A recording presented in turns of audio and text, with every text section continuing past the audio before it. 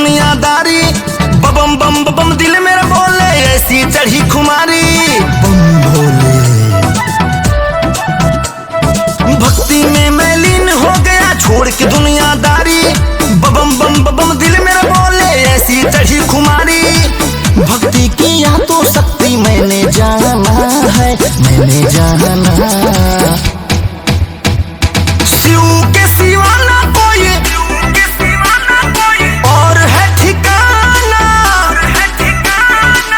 हो गया हूँ मैं तो भोलेनाथ का दीवाना। बम भोले शिव के सिवा ना कोई और है ठिकाना। हो गया हूँ मैं तो भोलेनाथ का दीवाना। बम बम बम बम बम बम।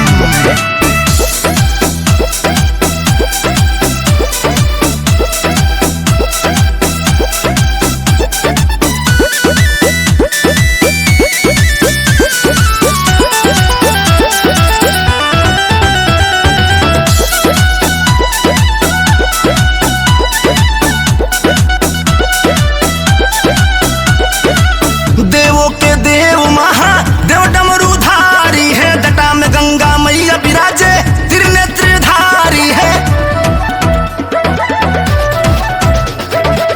देवों के देव महादेव डमरूधारी है। जटा में गंगा मैया विराजे त्रिनेत्रधारी है।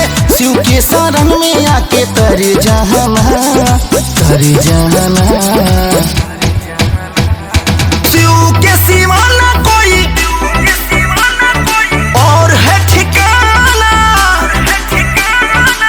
हो गया हूँ मैं तो भोलेनाथ का दीवाना।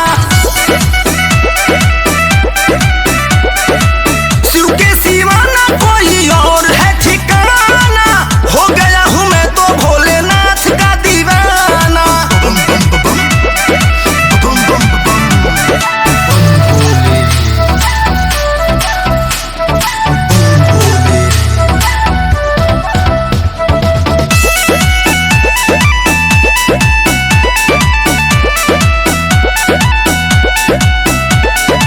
शिव को पसंद कलर जो पहनूं मैं गेरुआ चोला। हाथ सदा मेरे सर पे रखते मेरे शिव शंकर भोला।